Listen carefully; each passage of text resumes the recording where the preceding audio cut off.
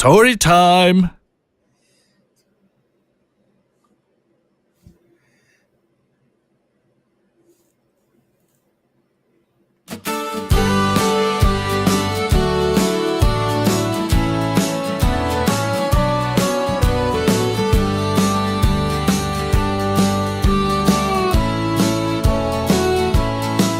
Well, the day's been long and the world's gone wild, so pull up a stool and stay a while.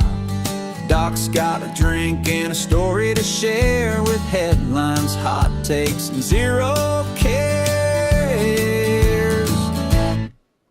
It's Drinks with Doc, where the beer flows free, talking about the world and what it means to be pop culture, sports, and a bit of the news. Just Doc and his thoughts, maybe some brews. So raise your glass and kick off your shoes. It's Drinks with Doc, and we've got nothing to lose. And hello. How's everyone doing? I hope the sound's coming through 5x5. If it is, give me a thumbs up, or let's say 5x5, something. Acknowledge that you're hearing me good, just great. And Stefan has a good question. Is okay? How much is a KFC bucket? A KFC bucket is now? Is it about $40? I tell you, the person that might be able to answer that the best, and that's Mr. Thomas. But I don't see him in the chat, so I guess he won't be answering that question for us. So we went from a cold, stale ham sandwich with we'll do watered down liquor with Doc. Okay, no, not watered down liquor. We have fine scotch on Saturday nights. We do KFC fried chicken. So by the way, Mr. Thomas, the question was, how much is a bucket of KFC chicken now? And thank you for that. All good. Thank you. And Daniel, it's good to see you too, buddy. I'm glad to see everyone in here. So what I want to do for this little half hour is just find some good news articles, pop culture stuff, and just read it and discuss it a little bit. We probably going to be flying solo with this because it's, for me, this type of program, it's fast. We got to be done in half an hour. I'm on my lunch hour as well. And I can't, and I won't know when I'm doing these episodes other than maybe the day of, and I have to set it up maybe that morning before I start working. So just kind of keep your notifications on. Make sure that bell is turned on your notifications, and tell your friends about it. And if you come across a news article that's a feel good or a video or something, just let me know, because this is what I want to do with this half hour. Let's make it a feel good time for everyone to enjoy their lunch break with. That's right, Daniel. We don't do watered down liquor around here. No, we don't. And yes, we'll probably do this back to back from moving forward. That's a good idea. Like I had said to Will in the past, my schedule, I just really don't know until the morning of if I can do an episode or not. And so obviously my goal is to try to do at least 2 a week. And speaking of this week, I will be out of town the rest of the week. So I will not be doing another Lunch with Doc this week. So let's get this started. I want to start off with some articles I've found, some feel-good articles. And where is that article? I know it's in here. So we are starting off, toddler safe after a German Shepherd tracks her hours in the cold, dense woods. And this is by Andy Courtney, and you'll find these news articles I'm reading from today from goodnewsnetwork.org. A volunteer and his 7-year-old German Shepherd, named after a goddess, have been hailed as heroes for finding a lost toddler amid plummeting temperatures. In Dorchester, New Hampshire, temps were passing 40 en route to expect 20-degree Fahrenheit when a mother called 911 to frantically explain that her 2-year-old daughter and the family dogs were missing. A hole where a wooden fence joined a metal fence told a clever canines and a curious child in tow. At 3:15 p.m. on October 10th, the word went out to fire and rescue, state and local police, and volunteer teams. And soon, 90 people were scouring the deep woods looking for the child. Everybody dropped what they were doing and came over extremely quickly, knowing the temperatures were dropping. Sergeant Christopher McKee of New Hampshire Fish and Game told the Washington Post. They are the volunteers doing of their own time. The sheer outpouring of support was incredible. One man who showed up made off with headlines.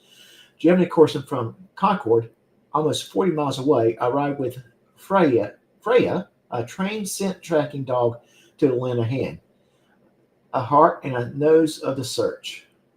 As Corson said, his 13th year of volunteering as search and rescue personnel in these situations.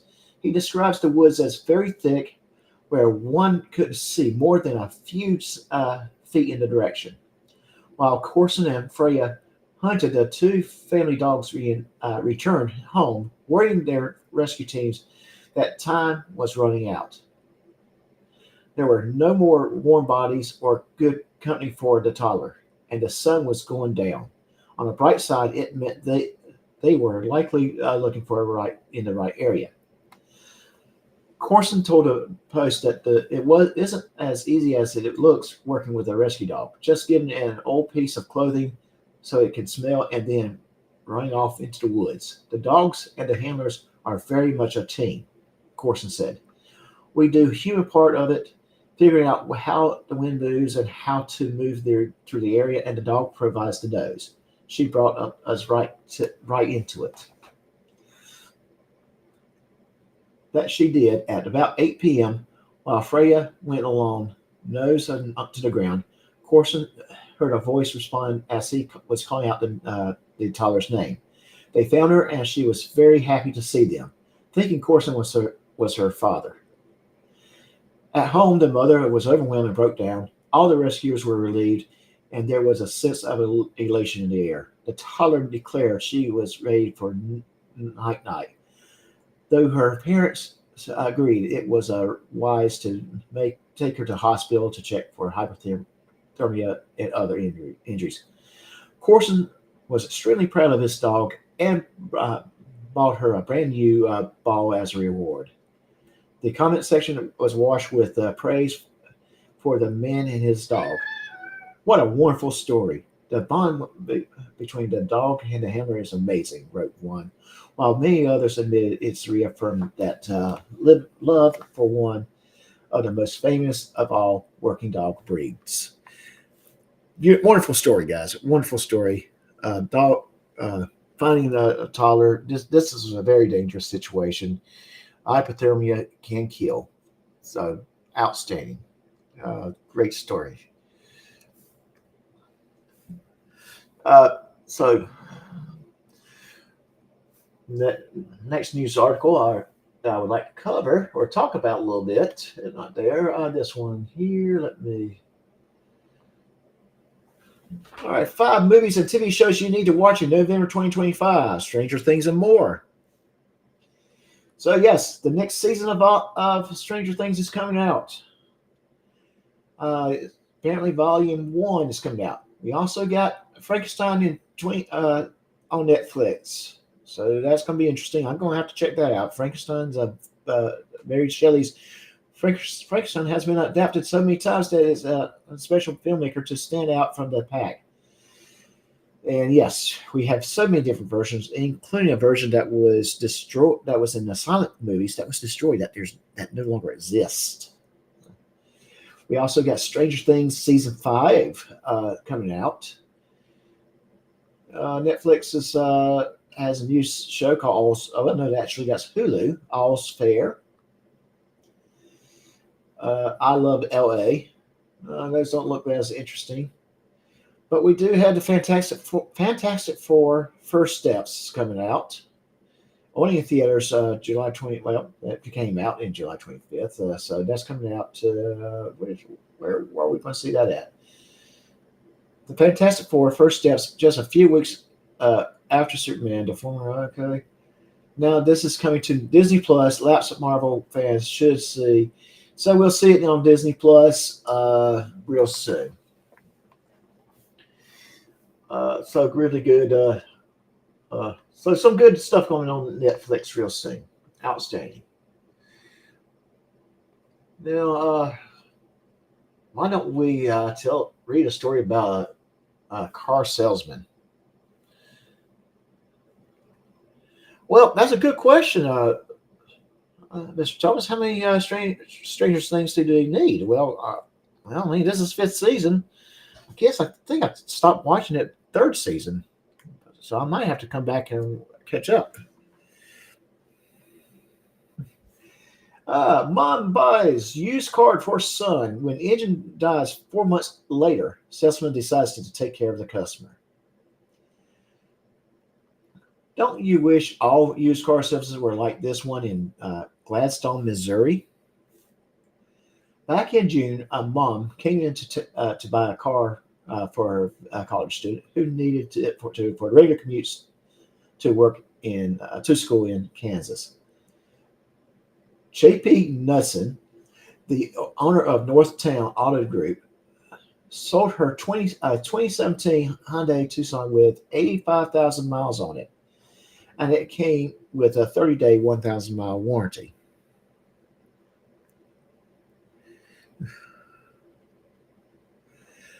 You know what?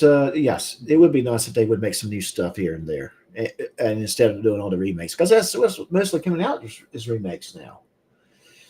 Unfortunately, after a few months and 2,000 miles of driving, the motor went out. The parent who purchased the SUV asked JP for a free inspection, which only confirmed the dead motor. What are we going to do? JP asked his followers on TikTok, but he already knew the answer. He's been in the car business for over 30 years and was always made customer service his top priority. This time would be no different. So we've got nothing, JP said about the warranty coverage, but I'm going to take care of the customer.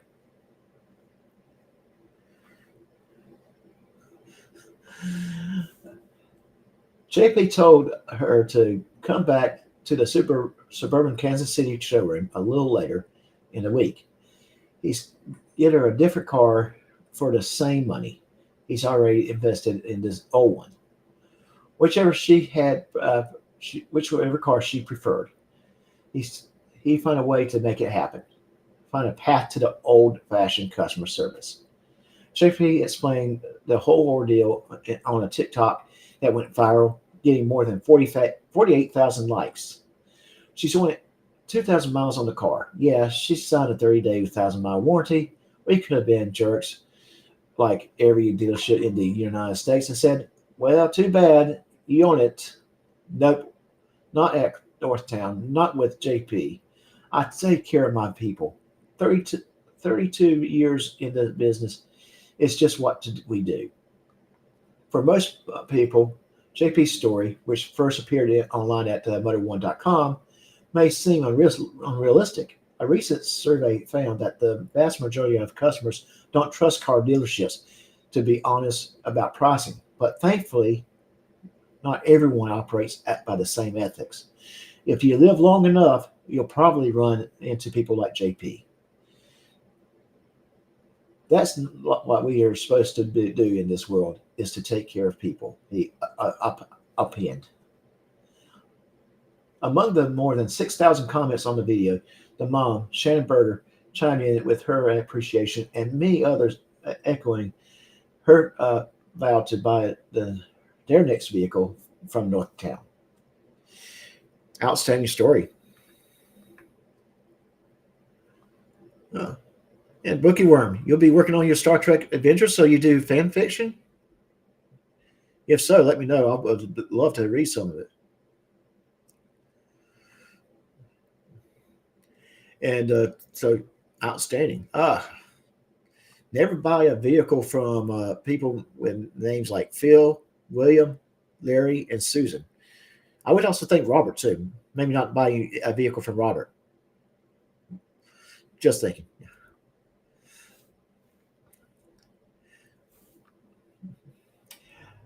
I will. I like this format of good news, but I think what I'm going to do is just try to find good news videos. Reading these articles live, it's kind of hard, but I'll admit. But I like what I like this format. I like to be able to tell the good stories, that the things that make people happy to hear. I think during our lunch hours, we don't really need to hear all the bad stuff that we hear all the time. We want to hear about good stuff. If you have ideas or suggestions, please feel free to email them to me or let me know in the comments, because I will definitely want to look at this a little bit more. So let me do another article here. I do have another one that's pretty interesting. Farm workers are heroes after rescuing 20 children from burning school bus in California.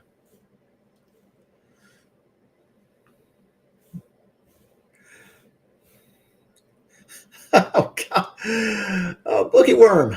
Don't buy a car from anyone named Ryder. That might be a good suggestion.